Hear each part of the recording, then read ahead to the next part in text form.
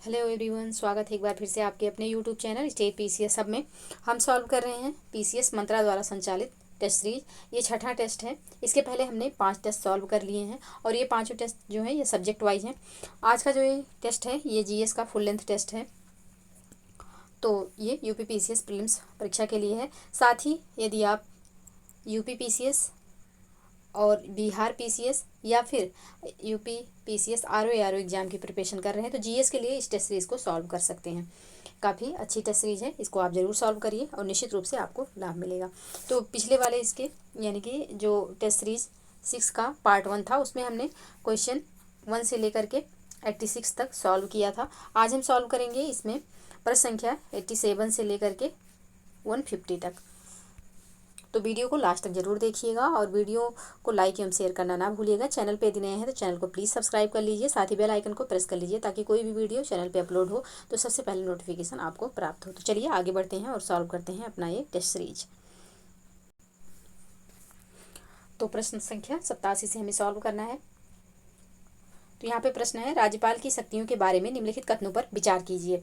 राज्यपाल की शक्तियों के बारे में यहाँ पे निम्नलिखित कथनों पर विचार करना है। पहला कथन है, अनुच्छेद 371 ए के तहत नागालैंड के राज्यपाल को कुछ विशेष उत्तरदायित्व दिया गया है। दूसरा कथन है, अनुच्छेद 371 सी के तहत मणिपुर के राज्यपाल को कुछ विशेष उत्तरदायित्व दिए गए हैं। तीसरा कथन है, अनुच्छेद 371 एच के तहत सिक्किम के राज्यपाल को कुछ विशेष उत्तरदायित्व दिए गए हैं। अब यहाँ पे सत्य कथन का पहचान करना है, कौन सा कथन सत्य है। तो यहाँ पे पहला और दूसरा तो बिल्कुल सत्य है, लेकिन तीसरा यहाँ पे सही नहीं, तीसरा गलत है। तो यहाँ पे इसका जो सही आंसर हो जाएगा ऑप्शन ए हो जाएगा। अब यहाँ पे दिया हुआ है कि अनुच्छेद 371 एच के तहत सिक्किम के राज्यपाल को कुछ विशेष उत्तरदायित्व दिए गए हैं, तो ये यहाँ पे सही नहीं है, क्योंकि अनुच्छेद 371 एच के तहत जो है यह अरुणाचल प्रदेश के राज्यपाल को कुछ विशेष उत्तरदायित्व दिए गए हैं। तो यहाँ पे तीसरा गलत हो जाएगा, क्योंकि यहाँ पे सिक्किम दिया हुआ है और ये 371 एच जो है किस राज्य से रिलेटेड है, तो ये अरुणाचल प्रदेश से रिलेटेड है। तो यहाँ पे तीसरा गलत हो जाएगा, सिर्फ पहला एवं दूसरा सही है, तो ऑप्शन ए इसका सही आंसर होगा। नेक्स्ट प्रश्न है, किस संविधान संशोधन के द्वारा लोकसभा की अवधि 5 वर्ष से बढ़ाकर 6 वर्ष कर दी गई थी? 42वां संविधान संशोधन, 44वां संविधान संशोधन, 46वां संविधान संशोधन या फिर 81वां संविधान संशोधन? तो इसका जो सही आंसर हो जाएगा यह हो जाएगा ऑप्शन ए, 42वां संविधान संशोधन के द्वारा लोकसभा की अवधि जो है यह 5 वर्ष से बढ़कर 6 वर्ष कर दी गई थी बढ़ाकर। तो ऑप्शन ए यहाँ पे सही आंसर हो जाएगा। 42वां संविधान संशोधन जो कि 1976 के दौरान हुआ था, इसी में जो है लोकसभा की जो अवधि थी यह नॉर्मल जो 5 वर्ष रहती है इससे बढ़ा करके इसको 6 वर्ष कर दिया गया था। तो ऑप्शन ए यहाँ पे सही आंसर हो जाएगा। नेक्स्ट प्रश्न है, निम्नलिखित में से किस अनुदान को लोकसभा द्वारा सरकार को दिया गया ब्लैंक चेक भी कहा जाता है? अतिरिक्त अनुदान, प्रत्यानुदान, अपवादानुदान या फिर सांकेतिक अनुदान? तो यहाँ पे कौन सा अनुदान है जो कि लोकसभा द्वारा सरकार को दिया गया ब्लैंक चेक भी कहा जाता है? तो इस अनुदान का नाम है प्रत्यानुदान। ऑप्शन बी यहाँ पे सही आंसर हो जाएगा। तो थोड़ा सा प्रत्यानुदान के बारे में जान लेते हैं। तो कभी कभी किसी सेवा या मद की अनिश्चित प्रकृति के कारण कोई ऐसी आकस्मिक जरूरत उपस्थित हो जाती है जिसे बजट के निर्धारित ढांचे में प्रस्तुत करना संभव नहीं होता है। सरकार की ऐसी आकस्मिक जरूरतों के लिए संसद प्रत्यानुदान यानी कि वोट्स ऑफ क्रेडिट स्वीकृत करती है। इसे प्रचलित भाषा में लोकसभा द्वारा सरकार को दिया गया ब्लैंक चेक भी कहते हैं। तो ऑप्शन बी यहाँ पे बिल्कुल सही आंसर हो जाएगा। नेक्स्ट प्रश्न है, संविधान संशोधन के बारे में निम्नलिखित कथनों में से कौन सा सही नहीं है? पहला है, एक संशोधन विधेयक केवल लोकसभा में ही पेश किया जा सकता है। दूसरा कथन है, विधेयक को एक निजी सदस्य द्वारा पेश किया जा सकता है। तीसरा है यानी कि ऑप्शन सी, इसके लिए राष्ट्रपति की पूर्व अनुमति की आवश्यकता नहीं है। ऑप्शन डी है कि इस संबंध में दोनों सदनों की संयुक्त बैठक आयोजित करने का प्रावधान नहीं है। अब यहाँ पे पूछा गया है कि कौन सा इसमें से सही नहीं है। तो यहाँ पे ऑप्शन ए में जो दिया हुआ है कि एक संशोधन विधेयक केवल लोकसभा में ही पेश किया जा सकता है, ये गलत है, क्योंकि ये संविधान संशोधन विधेयक है तो ये लोकसभा राज्यसभा किसी में भी प्रस्तुत किया जा सकता है। अगर ये धन विधेयक होता तो केवल लोकसभा में प्रस्तुत होता था। यहाँ पे कौन सा सही नहीं है? तो ऑप्शन ए इसका सही नहीं है और यही इसका आंसर हो जाएगा। नेक्स्ट प्रश्न है, प्रश्न है यहाँ पे नॉमिनल जीडीपी के बारे में।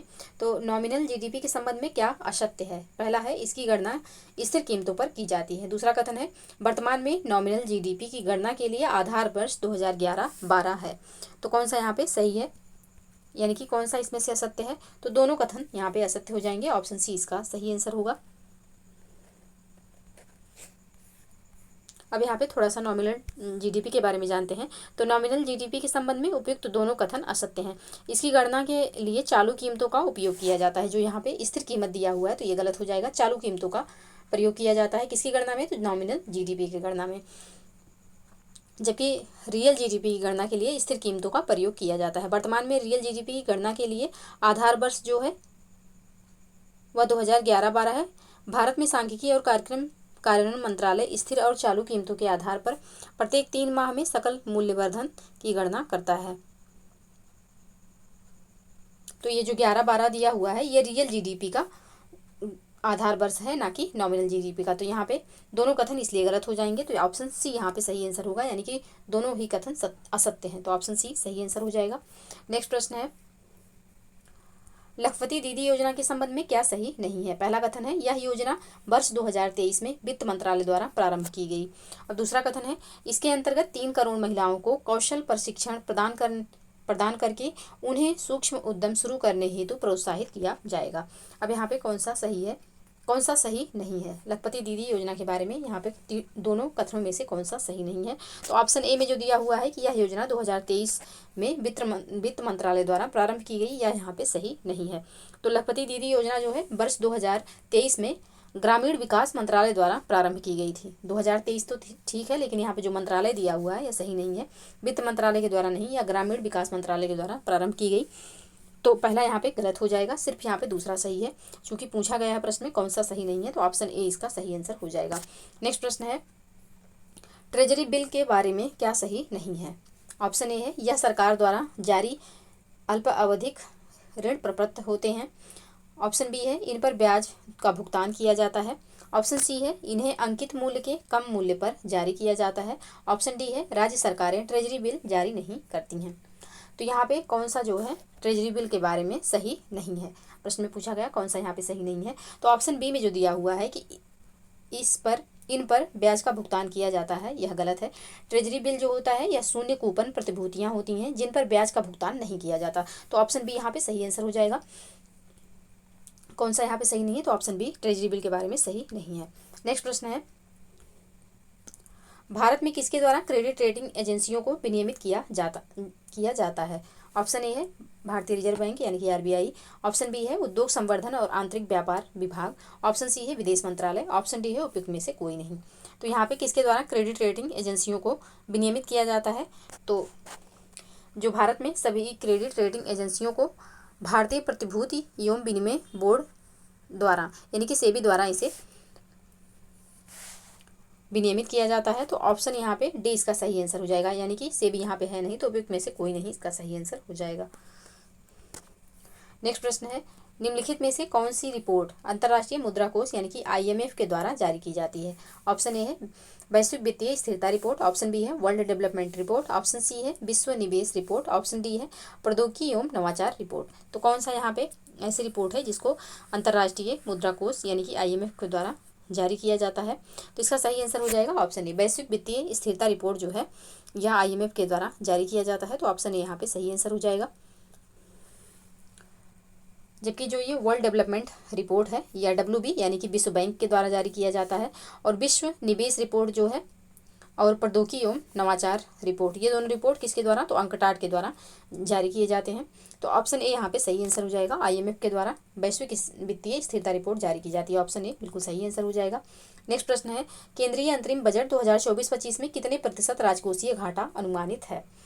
कितने प्रतिशत यहाँ पे राजकोषीय घाटा अनुमानित है? तो यह अनुमानित है 5.1%। ऑप्शन डी यहाँ पे सही आंसर हो जाएगा। तो केंद्रीय बजट 2024-25 के बजट अनुमानों में विभिन्न घाटों की स्थिरता निम्नवत है। राजकोषीय घाटा जो है कितना है? तो 5.1% रहेगा 2024-25 के लिए, और राजस्व घाटा तो 2% रहेगा। प्रभावी राजस्व घाटा जो रहेगा 0.8% रहेगा, और प्राथमिक जो घाटा रहेगा वह 1.5% रहेगा, यानी कि 1.5%।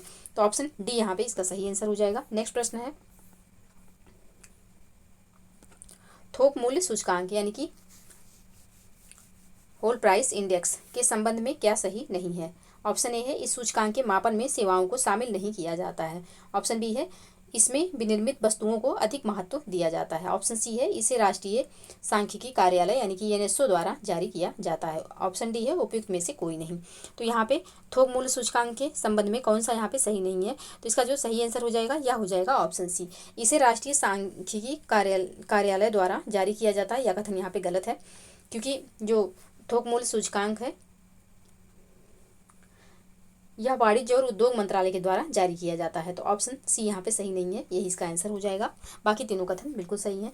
नेक्स्ट प्रश्न है अंतर्राष्ट्रीय वित्तीय सेवा केंद्र प्राधिकरण यानी कि IFSCA का मुख्यालय कहाँ स्थित है? अहमदाबाद, मुंबई, नई दिल्ली या फिर उपयुक्त में से कोई नहीं। तो इसका जो सही आंसर हो जाएगा यह हो जाएगा ऑप्शन डी, यानी कि उपयुक्त में से कोई नहीं। ये तीनों ऑप्शन में से कोई किसी भी स्थान पर यहाँ पे IFSCA का मुख्यालय स्थित नहीं है। तो अंतर्राष्ट्रीय वित्तीय सेवा केंद्र प्राधिकरण यानी कि IFSCA का मुख्यालय गिफ्ट सिटी गांधीनगर में स्थित है। इसकी स्थापना वर्ष 2020 में हुई थी। इस केंद्र का उद्देश्य भारत में वित्तीय सेवाओं, उत्पादों और वित्तीय संस्थानों के विकास और विनियमन को बढ़ावा देना है। तो ऑप्शन डी यहाँ पे सही आंसर हो जाएगा, ऑप्शन डी, क्योंकि जो IFSCA का मुख्यालय है यह गिफ्ट सिटी गांधीनगर में स्थित है। तो ऑप्शन डी यहाँ पे सही आंसर होगा। नेक्स्ट प्रश्न है उत्तर प्रदेश बजट 2024-25 का आकार कितना है?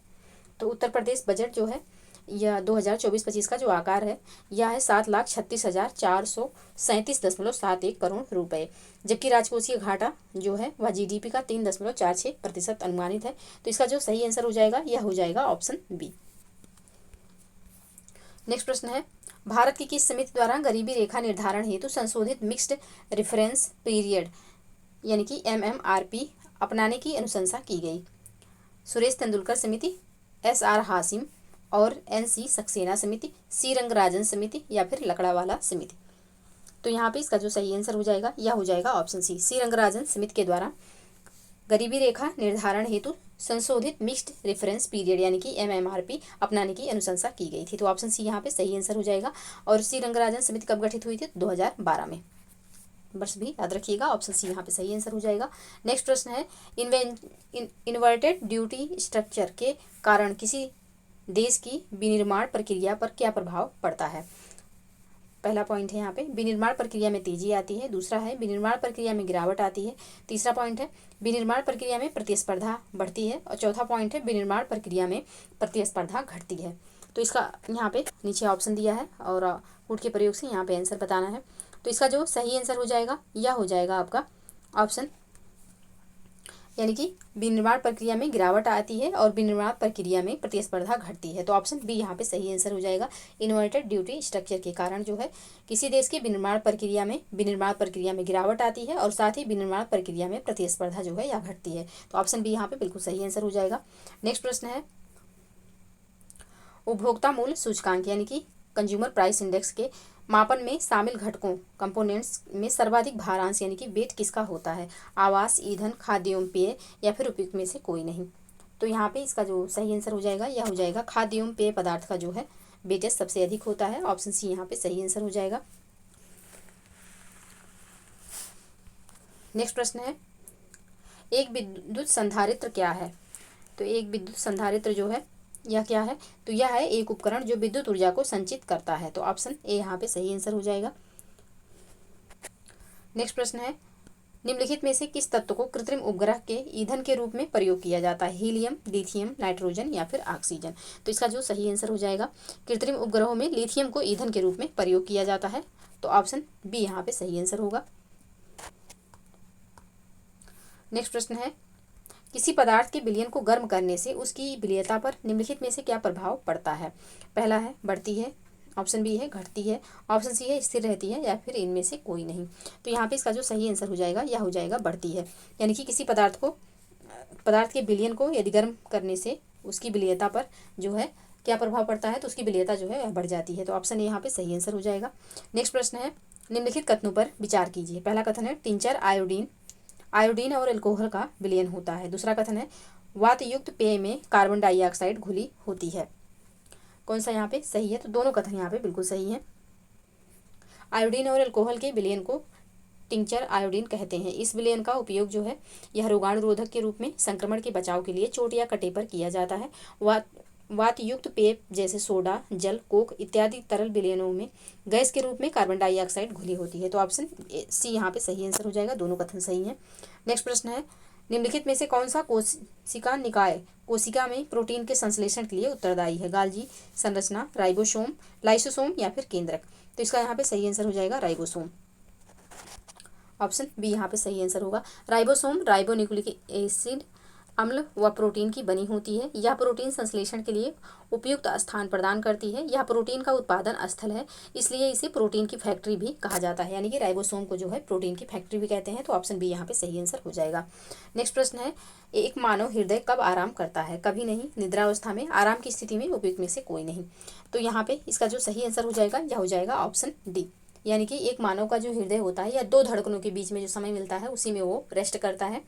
तो यहाँ पे उपयुक्त में से कोई नहीं, क्योंकि यहाँ पे दो धड़कनों के बीच में जो समय मिलता है उसमें हृदय रेस्ट करता है, ऐसा कोई ऑप्शन में नहीं है। तो ऑप्शन डी इसका सही आंसर हो जाएगा। नेक्स्ट प्रश्न है, एक सामान्य बालिका शिशु अपने गुणसूत्र प्राप्त करती है केवल अपने पिता से, केवल अपने माता से, केवल अपने माता तथा पिता दोनों से, या तो अपनी माता से या तो अपने पिता से? तो इसका जो सही आंसर हो जाएगा यह हो जाएगा ऑप्शन सी, केवल माता से तथा पिता दोनों से। ऑप्शन सी यहाँ पे सही आंसर हो जाएगा। एक सामान्य बालिका शिशु अपने एक्स गुणसूत्र अपनी माता तथा पिता दोनों से प्राप्त करती है। मनुष्य में गुणसूत्रों की संख्या 46 होती है। प्रत्येक संतान को प्रत्येक जोड़ी का एक गुणसूत्र अंडाणु के द्वारा माता से तथा दूसरा शुक्राणु के द्वारा पिता से प्राप्त होता है। तो ऑप्शन बी, तो ऑप्शन सी यहाँ पे सही आंसर हो जाएगा, केवल माता तथा पिता दोनों से। तो ऑप्शन सी बिल्कुल सही आंसर होगा। नेक्स्ट प्रश्न है, मनुष्य द्वारा काफ़ी ज़्यादा समय तक उपवास रखने पर सर्वाधिक प्रभाव किस अंग पर पड़ता है? हृदय पर, फेफड़ों पर, मस्तिष्क पर या फिर गुर्दे पर? तो इसका सही आंसर हो जाएगा ऑप्शन डी, गुर्दे पर। किसी व्यक्ति द्वारा अगर काफ़ी समय तक उपवास रखा जाता है तो सर्वाधिक प्रभावित होने वाला जो अंग है वह है हमारा किडनी या गुर्दा। तो ऑप्शन डी यहाँ पे सही आंसर हो जाएगा। नेक्स्ट प्रश्न है, निम्नलिखित में से कौन सा कथन सत्य है? पहला है, हृदय पेशियों में एक्टिन और मायोसिन प्रोटीन मौजूद होता है। दूसरा कथन है, त्वचा, सींग, नाखून, खुर, पंख एवं बालों में केराटिन नामक प्रोटीन पाया जाता है। तीसरा कथन है, इंसुलिन तथा थायरॉक्सिन एक प्रकार के प्रोटीन भी होते हैं। तो कौन सा कथन यहाँ पे सत्य है? सत्य कथन का यहाँ पे चयन करना है। तो यहाँ पे जो ये तीनों कथन दिए हैं बिल्कुल सही है, ऑप्शन डी यहाँ पे सही आंसर हो जाएगा। नेक्स्ट प्रश्न है, पेट की अम्लीयता यानी कि एसिडिटी को दूर करने के लिए निम्नलिखित में से किसका प्रयोग किया जाता है? Magnesium hydroxide, calcium oxide, sodium hydroxide या फिर पोटेशियम हाइड्रोक्साइड? तो पेट की जो अम्लीयता है यानी कि एसिडिटी को कम करने के लिए मैग्नीशियम हाइड्रोक्साइड का प्रयोग किया जाता है। ऑप्शन ए यहाँ पे सही आंसर हो जाएगा। पेट की अम्लीयता दूर करने में मैग्नीशियम हाइड्रोक्साइड का प्रयोग किया जाता है, जबकि calcium oxide bleaching powder, caustic soda के निर्माण में प्रयोग होता है।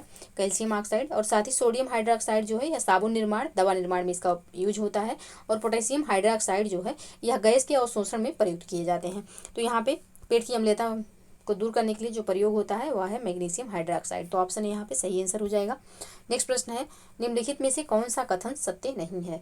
ऑप्शन ए है, साइनोबैक्टीरिया प्रथम प्रकाश संश्लेषी जीव हैं। ऑप्शन बी है, कवक की कोशिका भित्त काइटिन की बनी होती है। ऑप्शन सी है, विषाणु सजीव निर्जीव के मध्य की कणी है। ऑप्शन डी है, पादप विषाणु का न्यूक्लिक अम्ल डीएनए होता है। तो यहाँ पे इसका सही आंसर जो हो जाएगा यानी कि जो कथन यहाँ पे सत्य नहीं है वह है ऑप्शन डी, क्योंकि पादप विषाणु का न्यूक्लिक अम्ल जो है यह आरएनए होता है, डीएनए नहीं होता है। तो यहाँ पे ऑप्शन डी जो है यह सही नहीं है। बाकी ये तीनों जो कथन दिए हुए हैं बिल्कुल सही हैं। तो अब पूछा गया है कौन सा सत्य नहीं है, तो ऑप्शन डी इसका सही आंसर हो जाएगा। नेक्स्ट प्रश्न है, निम्नलिखित पर विचार कीजिए। पहला है, एमाइलोप्लास्ट स्टार्च का संचय। दूसरा है, एलायोप्लास्ट वसा का संचय। उपयुक्त में सही सुमेलित हैं। कौन कौन से इसमें सही सुमेलित हैं? यहाँ पे दोनों में से कोई भी जो है गलत नहीं है, दोनों सही सुमेलित हैं। ऑप्शन सी इसका सही आंसर हो जाएगा। एमाइलोप्लास्ट जो है यह शर्करा को स्टार्च में परिवर्तित करके अपने अंदर संचित करते हैं, और इलायोप्लास्ट जो है यह प्रायः बीजों में मिलते हैं, वसा का संचय करते हैं। तो यहाँ पे दोनों सही सुमेलित हैं। ऑप्शन सी यहाँ पे सही आंसर हो जाएगा। नेक्स्ट प्रश्न है, निम्नलिखित में से सही सुमेलित नहीं है। ऑप्शन ए है, नाइट्रस ऑक्साइड हंसाने वाली गैस। ऑप्शन बी है, अमोनियम क्लोराइड शुष्क बैटरियों में प्रयुक्त। ऑप्शन सी है पोटेशियम परमैंगनेट कीटाणु नाशक के रूप में। ऑप्शन डी है सिलिकॉन कार्बाइड पेट्रोलियम शुद्धिकरण में। तो कौन सा यहाँ पे सही सुमेलित नहीं है, तो इसका जो सही आंसर हो जाएगा ऑप्शन डी हो जाएगा। सिलिकॉन कार्बाइड जो पेट्रोलियम शुद्धिकरण में दिया हुआ है इसका यूज, ये सही नहीं है, क्योंकि सिलिकॉन कार्बाइड का जो प्रयोग है यह आभूषण बनाने में किया जाता है। इसे कार्बोरंडम या कृत्रिम हीरा भी कहा जाता है। तो यहाँ पे ऑप्शन डी जो है यह सही सुमेलित नहीं है और यही इसका सही आंसर हो जाएगा। बाकी ये तीनों कथन बिल्कुल सही सुमेलित हैं। नेक्स्ट प्रश्न है, निम्न में से कौन सा कथन गलत है। पहला है यकृत फाइब्रिनोजन नामक प्रोटीन का निर्माण करता है। ऑप्शन बी है यकृत अपशिष्ट पदार्थों को शरीर से बाहर निकालने में मदद करता है। ऑप्शन सी है यकृत रक्त के ताप को नियंत्रित करता है। ऑप्शन डी है हिपेरिन शरीर के बाहर रक्त का थक्का बनने में मदद करता है। तो यहाँ पे कौन सा जो है यह कथन गलत है, तो ऑप्शन डी में जो दिया हुआ है कि हिपेरिन शरीर के बाहर रक्त का थक्का बनने में मदद करता है, तो ये यहाँ पे सही नहीं है। ऑप्शन डी इसका सही आंसर हो जाएगा। तो यकृत के हिपेरिन का जो यकृत से जो है या हिपेरिन का श्रावण होता है, यानी कि यकृत से हिपेरिन निकलता है जो रक्त को शरीर के अंदर जो सिराओं में या फिर रक्तवाहिनियों में जो रक्त बहता है, हिपेरिन के कारण ही वह रक्त जमता नहीं है।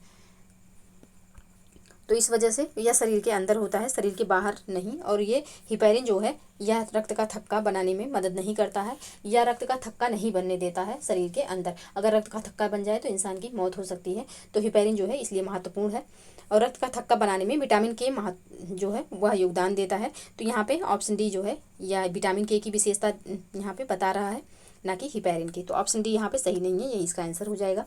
नेक्स्ट प्रश्न है, निम्न में से वृक्क के या का कौन सा कार्य है। ऑप्शन ए है यह रक्त में हाइड्रोजन आयन सांद्रण का नियंत्रण करता है। ऑप्शन बी है यह रक्त के पराशरणी दाब तथा उसकी मात्रा का नियंत्रण करता है। ऑप्शन सी है यह कुछ पोषक तत्वों के अधिशेष भाग जैसे शर्करा अमीनो अम्ल आदि का निष्कासन करता है। ऑप्शन डी है उपयुक्त सभी कथन सत्य हैं। तो यहाँ पे वृक्क के संबंध में जो है ये सारे कथन ऊपर के सभी सत्य हैं, तो ऑप्शन डी इसका सही आंसर हो जाएगा। नेक्स्ट प्रश्न है, निम्नलिखित में से कौन सा कथन सही है। पहला है हाइपरमेट्रोपिया से ग्रसित व्यक्ति को दूर की वस्तु दिखाई पड़ती है, पास की नहीं। और दूसरा कथन है इस दोष को दूर करने के लिए अवतल लेंस का प्रयोग किया जाता है। तो यहाँ पे पहला कथन तो बिल्कुल सही है कि हाइपरमेट्रोपिया यानी कि दूर दृष्टि दोष में जो व्यक्ति होता है उसे दूर की वस्तु तो दिखाई देती है, लेकिन उसे नज़दीक का नहीं दिखाई देता। तो वहाँ पे कौन सा जो लेंस है प्रयोग होता है, तो उत्तल लेंस का प्रयोग किया जाता है ऐसे लोगों के लिए। तो यहाँ पे अवतल लेंस दिया हुआ है, तो दूसरा कथन गलत हो जाएगा, सिर्फ पहला सही है, तो ऑप्शन ए इसका सही आंसर होगा। नेक्स्ट प्रश्न है, आग बुझाने वाले कर्मचारियों के परिधानों को अग्निरोधक बनाने के लिए किसकी परत उसके ऊपर चढ़ाई जाती है। ऑप्शन ए है बैकेलाइट, ऑप्शन बी है टेफ्लॉन, ऑप्शन सी है मेलामाइन या फिर ऑप्शन डी है पॉलिएस्टर। तो इसका जो सही आंसर हो जाएगा यह हो जाएगा मेलामाइन। मेलामाइन जो है यह आग प्रतिरोधक है तथा अन्य प्लास्टिक की अपेक्षा ऊष्मा सहने की अधिक क्षमता रखता है। आग बुझाने वाले कर्मचारियों के परिधानों पर मेलामाइन की परत चढ़ाई जाती है। तो ऑप्शन सी यहाँ पे सही आंसर हो जाएगा। नेक्स्ट प्रश्न है, निम्नलिखित कथनों पर विचार कीजिए। पहला कथन है इंद्रधनुष सदैव सूर्य के विपरीत दिशा में बनता है। दूसरा है इंद्रधनुष सुबह पश्चिम तथा शाम को पूर्व दिशा में बनता है। दिए गए कोड का प्रयोग करके सही उत्तर का चयन करना है। यहाँ पे कौन सा यहाँ पे सही है, तो दोनों कथन यहाँ पे बिल्कुल सत्य हैं।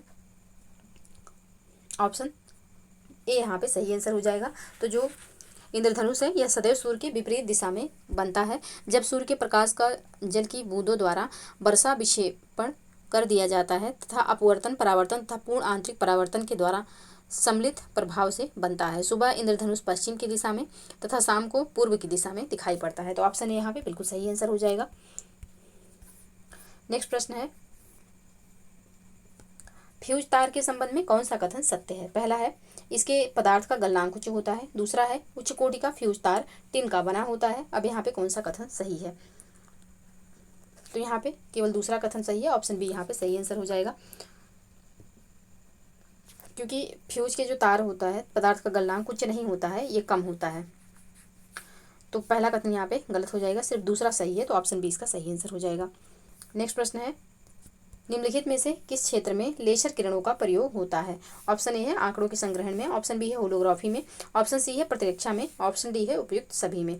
तो यहाँ पे जो लेजर किरणें हैं इनका प्रयोग जो है आंकड़ों के संग्रहण में भी होता है, होलोग्राफी में भी किया जाता है और प्रतिरक्षा में भी होता है। तो ऑप्शन डी यहाँ पे बिल्कुल सही आंसर हो जाएगा, उपयुक्त सभी में। नेक्स्ट प्रश्न है, निम्न में से कौन सा कथन प्रोकैरियोटिक कोशिका के बारे में सत्य नहीं है। इनमें अस्पष्ट केंद्रक का अभाव होता है। ऑप्शन बी है इनमें समसूत्री कोशिका विभाजन यानी कि मिटोसिस नहीं होता है। ऑप्शन सी है इनमें एक से अधिक गुणसूत्र पाए जाते हैं। ऑप्शन डी है इसमें श्वसन तंत्र प्लाज्मा झिल्ली में होता है। तो कौन सा सही नहीं है, किसके बारे में, तो प्रोकैरियोटिक कोशिका के बारे में। तो इसका जो सही आंसर हो जाएगा ऑप्शन सी हो जाएगा। जो दिया हुआ है कि इनमें एक से अधिक गुणसूत्र पाए जाते हैं, यह गलत है। बाकी तीनों ऑप्शन सही हैं। तो जो प्रोकैरियोटिक कोशिका हैं, प्रोकैरियोटिक कोशिका में प्रारंभिक कोशिकाएं जो हैं यह कहलाती हैं। इस प्रकार की कोशिका में अस्पष्ट केंद्रक का अभाव होता है। जीवाणु कोशिका इस प्रकार की कोशिका का सबसे अच्छा उदाहरण है। इनमें केवल एक गुणसूत्र पाया जाता है। इसमें जो है प्रकाश संश्लेषण तथा आंतरिक झिल्लियों में होता है और हरित लवक उपस्थित होता है। तो ऑप्शन सी यहाँ पे सही आंसर हो जाएगा प्रश्न के अकॉर्डिंग, यानी कि ऑप्शन सी यहाँ पे सही नहीं है और यही इसका सही आंसर होगा। नेक्स्ट प्रश्न है कांच पर लेखन कार्य करने के लिए किसका उपयोग किया जाता है। ऑप्शन ए हाइड्रोक्लोरिक अम्ल का, ऑप्शन बी आइसोक्लोरिक अम्ल का, ऑप्शन सी हाइड्रोफ्लोरिक अम्ल का, ऑप्शन डी कैल्सीक्लोरिक अम्ल का। तो यहाँ पे इसका जो सही आंसर हो जाएगा यह हो जाएगा हाइड्रोफ्लोरिक अम्ल का। कांच पर लिखने के लिए हाइड्रोफ्लोरिक अम्ल का प्रयोग होता है। क्लोरिक और फ्लोरिक में कंफ्यूज मत होइएगा, ये हाइड्रोफ्लोरिक है, क्लोरिक नहीं। तो ऑप्शन सी यहाँ पे सही आंसर हो जाएगा। नेक्स्ट प्रश्न है स्टार्च और सेलुलोज के बारे में निम्न में से कौन सा कथन सही नहीं है। पहला है दोनों का वानस्पतिक उद्भव है। ऑप्शन बी है दोनों बहुलक हैं। ऑप्शन सी है आयोडीन के साथ दोनों रंग प्रदान करते हैं, या फिर ऑप्शन डी है दोनों ग्लूकोज अणु से निर्मित हैं। तो इसका जो सही आंसर हो जाएगा यह हो जाएगा ऑप्शन सी, यानी कि स्टार्च और सेलुलोज के बारे में निम्न में से कौन सा कथन सही नहीं है। तो यहाँ पे जो दिया हुआ है कि आयोडीन के साथ दोनों रंग प्रदान करते हैं, यह सही नहीं है, क्योंकि स्टार्च और सेलुलोज आयोडीन के साथ रंग प्रदान नहीं करते हैं। तो ऑप्शन सी यहाँ पे सही आंसर हो जाएगा। नेक्स्ट प्रश्न है निम्नलिखित बाघ अभ्यारण्य और उनकी अवस्थिति के विषय में सही सुमेलित नहीं है। कौन सा यहाँ पे सही सुमेलित नहीं है। नामेरी बाघ अभ्यारण्य अरुणाचल प्रदेश, भद्रा बाघ अभ्यारण्य कर्नाटक, बोर बाघ अभ्यारण्य महाराष्ट्र, मुकुंदरा हिल्स बाघ अभ्यारण्य राजस्थान। कौन सा यहाँ पे सही सुमेलित नहीं है। तो नामेरी बाघ अभ्यारण्य जो है यह अरुणाचल प्रदेश में स्थित नहीं है, यह असम में स्थित है, असम में। तो यहाँ पे पहला जो है यह सही सुमेलित नहीं है, बाकी ये तीनों बिल्कुल सही सुमेलित हैं। तो ऑप्शन ए यहाँ पे सही आंसर हो जाएगा। नेक्स्ट प्रश्न है निम्नलिखित में से कौन सा पादप आर्सेनिक प्रदूषक को अवशोषित करता है। फर्न, ब्राह्मी, तुलसी या फिर भारतीय सरसों। कौन सा है जो कि पादप आर्सेनिक प्रदूषक को अवशोषित करता है। तो फर्न जो है यह आर्सेनिक प्रदूषक को अवशोषित करता है। तो ऑप्शन ए यहाँ पे सही आंसर हो जाएगा। ब्राह्मी जो है या मरकरी, कैडमियम, सीसा आदि को नम भूमि से दूर करने में सहायता करता है। और तुलसी जो है यह रोग प्रतिरोधक क्षमता बढ़ाती है, यानी कि रोगों से रक्षा करती है शरीर की। और भारतीय सरसों जो है तो यह जो है या कैडमियम, सीसा, सेलेनियम को बहुत प्रभावी ढंग से दूर करने में सहायता करता है। तो ऑप्शन ए यहाँ पे सही आंसर हो जाएगा। जो कि आर्सेनिक प्रदूषक को अवशोषित करता है वह फर्न है। तो ऑप्शन ए यहाँ पे बिल्कुल सही आंसर। नेक्स्ट प्रश्न है सुमेलित है। ऑप्शन ए है गैडा परियोजना 1975, ऑप्शन बी है कछुआ संरक्षण परियोजना 1972, ऑप्शन सी गिद्ध संरक्षण परियोजना 2004, ऑप्शन डी हाथी परियोजना 1992। तो यहाँ पे जो पहले से सही सुमेलित है वह है ऑप्शन डी। हाथी परियोजना जो है यह 1992 में शुरू की गई थी। साथ ही जो गैडा परियोजना है यह आपका 1987 में शुरू हुआ था, 1987 में। कछुआ संरक्षण परियोजना जो है यह 1972 नहीं 1975 में शुरू हुआ था। और गिद्ध संरक्षण परियोजना जो है यह 2004 नहीं 2006 में स्टार्ट हुआ था। और हाथी परियोजना जो है 1972। टाइगर जो है टाइगर परियोजना यह 1973 में शुरू हुआ था। तो ऑप्शन डी यहाँ पे बिल्कुल सही सुमेलित है, यही इसका आंसर हो जाएगा। नेक्स्ट प्रश्न है सामान्यतः नदियों में जैविक ऑक्सीजन मांग यानी कि बायोलॉजिकल ऑक्सीजन डिमांड का स्तर होता है 5 मिलीग्राम पर लीटर, 10 मिलीग्राम पर लीटर, 15 मिलीग्राम पर लीटर या फिर 20 मिलीग्राम पर लीटर। तो इसका जो सही आंसर हो जाएगा यह हो जाएगा 10 मिलीग्राम पर लीटर। ऑप्शन बी यहाँ पे सही आंसर होगा। नेक्स्ट प्रश्न है निम्नलिखित में से कौन शीत निद्रा यानी कि शीत निष्क्रियता हाइबरनेशन की स्थिति में जाने वाला प्राणी है। भालू, कृंतक, गौरैया, चमगादड़ या फिर मूसक। कौन कौन से इसमें से हाइबरनेशन में जाने वाले प्राणी हैं।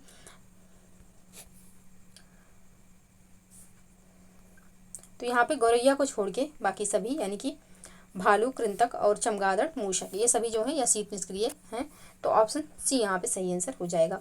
शीत ऋतु में अत्यंत ठंडे वातावरण में रहने वाले कुछ जीवों को शारीरिक क्रियाएं मंद पड़ जाती हैं अथवा रुक जाती हैं। इस स्थिति में वे जीव दीर्घकाल तक निष्क्रिय अवस्था में पड़े रहते हैं।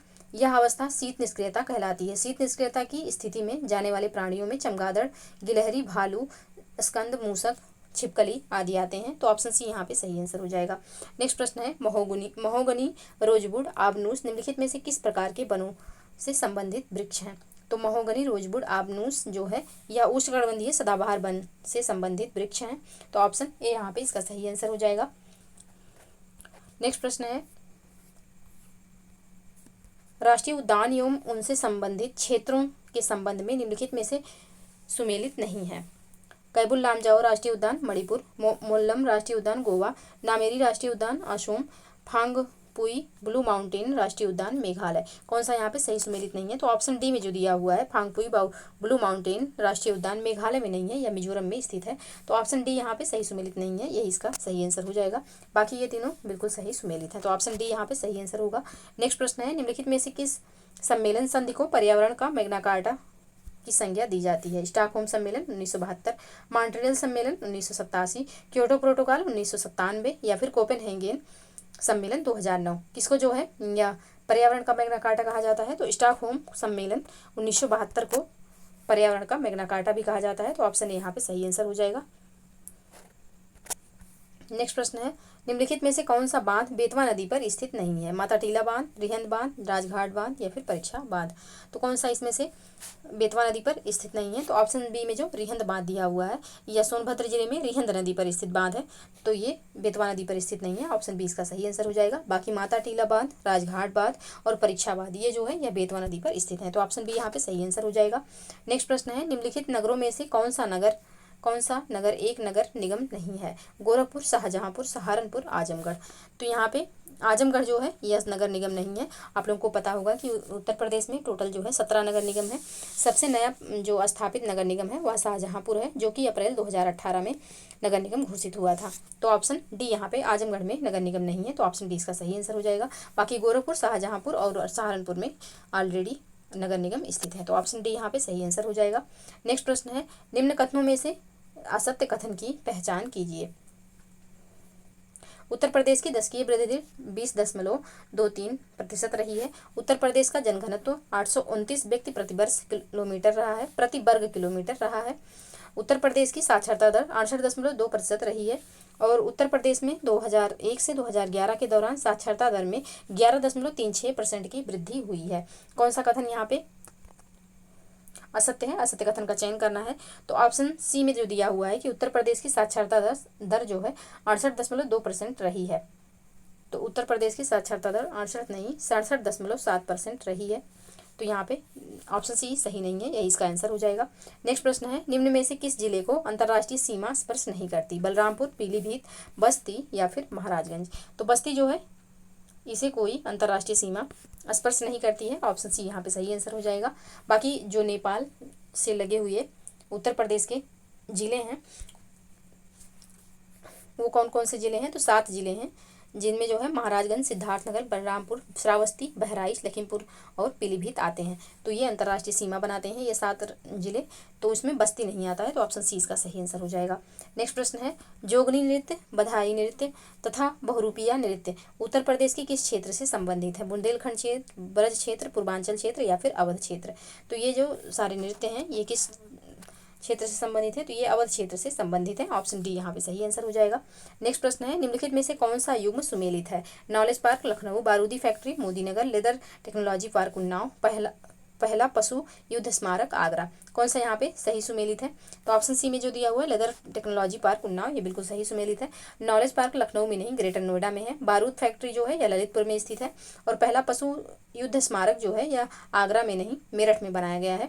तो ऑप्शन सी यहाँ पे पहले से सही सुमेलित है, यही इसका आंसर हो जाएगा। नेक्स्ट प्रश्न है उत्तर प्रदेश जनगणना 2011 के संदर्भ में निम्नलिखित कथनों पर विचार कीजिए। पहला कथन है सबसे कम अनुसूचित जनजाति वाला जिला बागपत है। दूसरा है सबसे कम मुस्लिम आबादी वाला जिला ललितपुर है। कौन सा कथन यहाँ पे सही है?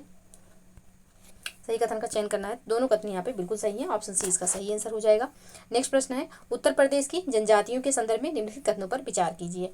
पहला कथन है खरवार जनजाति का प्रमुख नृत्य कर्मा है। दूसरा है बुक्सा जनजाति के लोग बिजनौर में निवास करते हैं। तीसरा है जालौन में कोई भी अनुसूचित जनजाति नहीं पाई जाती है। उपयुक्त में से कौन सा कथन यहाँ पे सत्य है? तो यहाँ पे सत्य कथन की पहचान करनी है। तो यहाँ पे तीनों कथन ऑलरेडी सत्य हैं, ऑप्शन डी इसका सही आंसर हो जाएगा।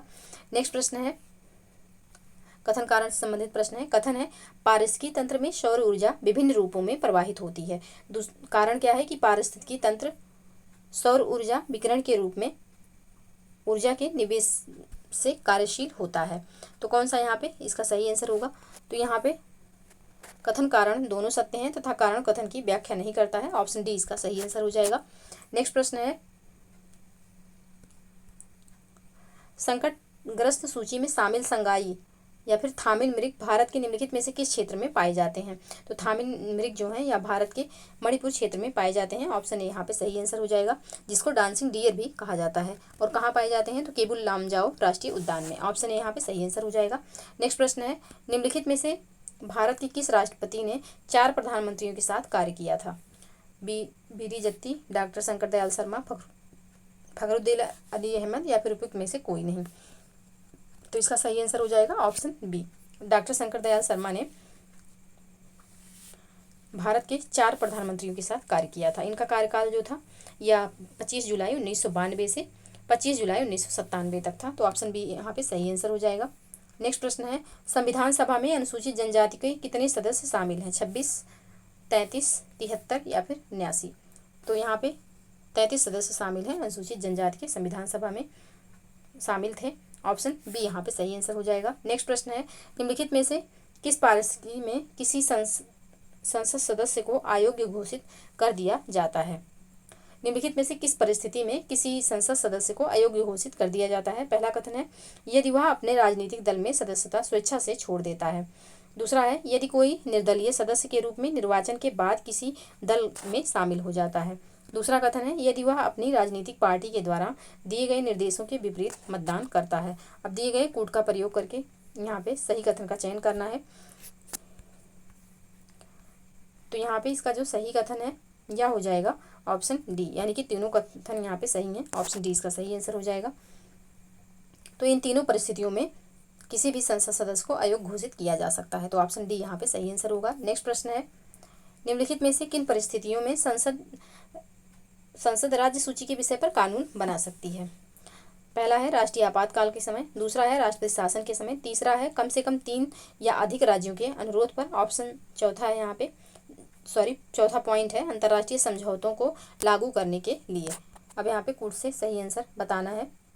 तो इसका जो सही आंसर हो जाएगा यह हो जाएगा राष्ट्रीय आपातकाल के समय, साथ ही जो है राष्ट्रपति शासन के समय और अंतर्राष्ट्रीय समझौतों को लागू करने के लिए इन तीनों परिस्थितियों में संसद राज्य सूची के विषय पर कानून बना सकती है। तो ऑप्शन बी यहाँ पे सही आंसर हो जाएगा। नेक्स्ट प्रश्न है, केंद्र सरकार के निम्नलिखित पदाधिकारियों की वरीयता अनुक्रम में व्यवस्थित कीजिए। प्रधानमंत्री, भूतपूर्व राष्ट्रपति, भारत के मुख्य न्यायाधीश, केंद्रीय मंत्रिमंडल के मंत्री, नियंत्रक एवं महालेखा परीक्षक। तो इनको सिक्वेंस में लगाना है वरीयता क्रम में, यानी कि सबसे पहले कौन आएगा? तो सबसे पहले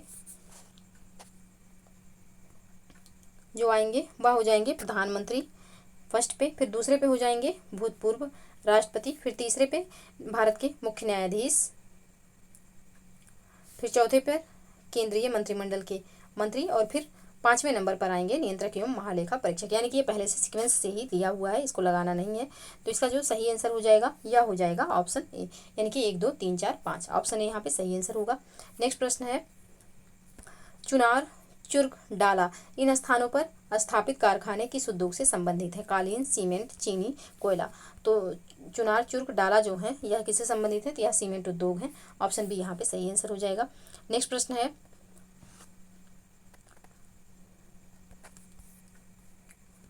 निम्नलिखित में सुमेलित है खनिज और उत्पादन केंद्र दिया हुआ है, कौन सा इसमें सही सुमेलित है? डायस्पोर, मिर्जापुर, बॉक्साइट, बस्ती, डोलोमाइट, महोबा, जिप्सम, हमीरपुर। कौन सा यहाँ पे जो है सही सुमेलित है? तो जिप्सम जो हमीरपुर दिया हुआ है बिल्कुल सही सुमेलित है, ऑप्शन डी यहाँ पे सही आंसर हो जाएगा। बाकी के तीनों ऑप्शन जो सही सुमेलित नहीं है इनको देख लेते हैं। तो डायस्पोर जो है यह महोबा, ललितपुर और झांसी में पाया जाता है। बॉक्साइट जो है यह आपका चित्रकूट और वाराणसी में पाया जाता है। डोलोमाइट जो है यह आपका सोनभद्रा में पाया जाता है और जिप्सम जो है यह हमीरपुर में पाया जाता है। तो यह ऑलरेडी से सुमेलित था, तो यही इसका आंसर हो जाएगा ऑप्शन डी। तो आप लोग प्लीज़ वीडियो को लाइक एवं शेयर जरूर कर दीजिएगा। चैनल पे यदि नए हैं तो चैनल को प्लीज़ सब्सक्राइब कर लीजिए तो आज के लिए बस इतना ही, मिलते हैं नेक्स्ट वीडियो में। तब तक के लिए आप लोग पढ़ते रहिए, स्वस्थ रहिए। जय हिंद, जय भारत।